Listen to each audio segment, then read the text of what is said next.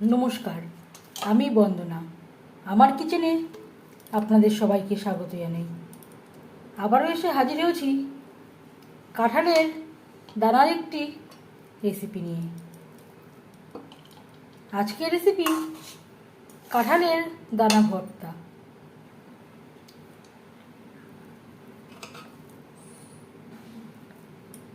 দেখে নেওয়া যাক আজকের এই রেসিপিটি।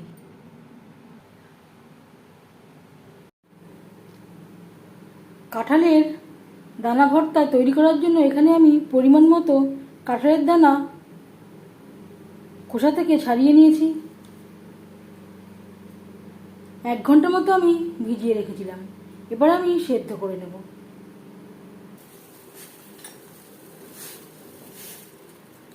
কাঁঠালের দানা বেশ ভালো করে সেদ্ধ হয়ে গেছে।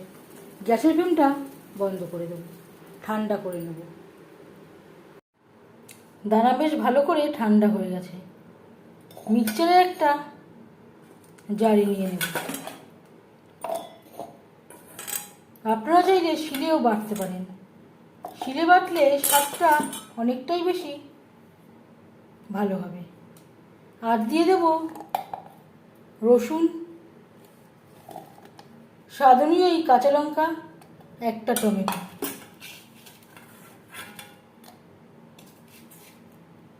এখানে আমি 8-10 কোয়া রসুন দিয়েছি।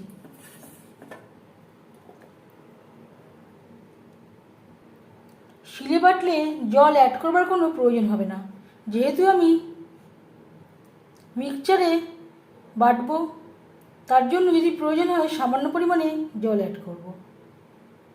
আরও কিছুটা পরিমাণে লঙ্কা আমি অ্যাড করলাম। যে কোনো ভর্তা ঝাল ঝাল খেতেই ভালো লাগে। পরিমাণ মতো জল অ্যাড করে দানা আমি বেটে নিয়েছি।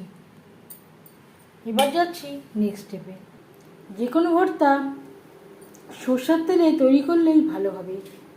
দিয়ে দিয়েছি 3 চামচ সরষের তেল। দিয়ে দেবো পেঁয়াজ কুচি। পুরো রান্নাটা আমি কাঁচা লঙ্কা দিয়ে তৈরি করলাম। আপনারা চাইলে শুকনো লঙ্কারও ব্যবহার করতে পারেন।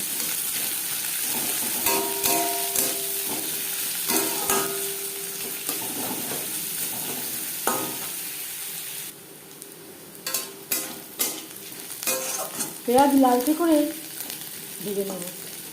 পেঁয়াজ অবশ্যই লালচে করে ভেজে নিতে হবে, নাহলে ঠিকঠাক টেস্ট আসবে না।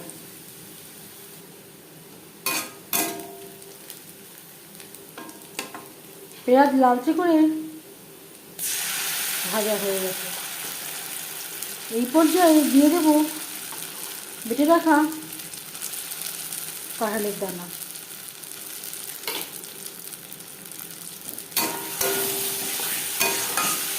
পেঁয়াজের সাথে দানা বেশ ভালো করে মিক্স করে দেব।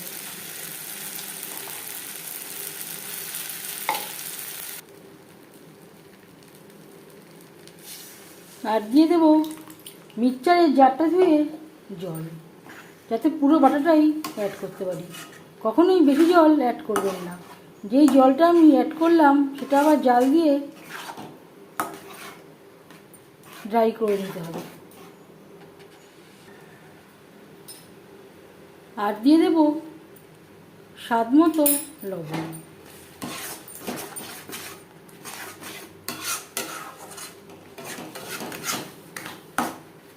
নাড়াচাড়া করে ড্রাই করে নেব, যতক্ষণ না পর্যন্ত পুরোপুরি কড়াই থেকে ছেড়ে আসছে। কাঁঠালের দানা অনেকটাই ড্রাই হয়ে এসছে, কড়াই থেকে ছেড়ে আসছে। গ্যাসের ফ্লেমটাকে রাখতে হবে লো টু মিডিয়ামে, আর মাঝে মধ্যে নাড়াচাড়া করে দিতে হবে, নাহলে তলা লেগে যাওয়ার সম্ভাবনা থাকতে পারে। এবার যাচ্ছি ফাইনাল স্টেপে।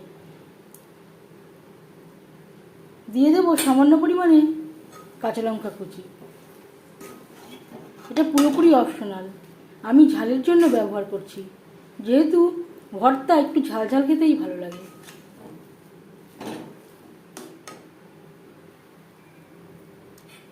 সবশেষে দিয়ে দেবো সামান্য পরিমাণে কাঁচা সরষের তেল বেশ ভালো করে মিক্সড করে দেব। গ্যাসের ফ্লেমটা বন্ধ করে দেব, একটা পাত্রে উঠিয়ে নেব। এই রেসিপিটি কেমন লাগলো অবশ্যই জানাবেন কমেন্টের মাধ্যমে। যদি এই রেসিপিটি ভালো লেগে থাকে লাইক করবেন, শেয়ার করবেন, সাবস্ক্রাইব করবেন আমার চ্যানেলটিকে, বেল আইকনটা প্রেস করে দেবেন। যখন আমি নতুন ভিডিও আপলোড করব তার নোটিফিকেশান সবার আগে আপনার কাছে পৌঁছে যাবে। আপনারা সবাই অনেক অনেক ভালো থাকবেন। এই ভিডিওটি দেখার জন্য ধন্যবাদ।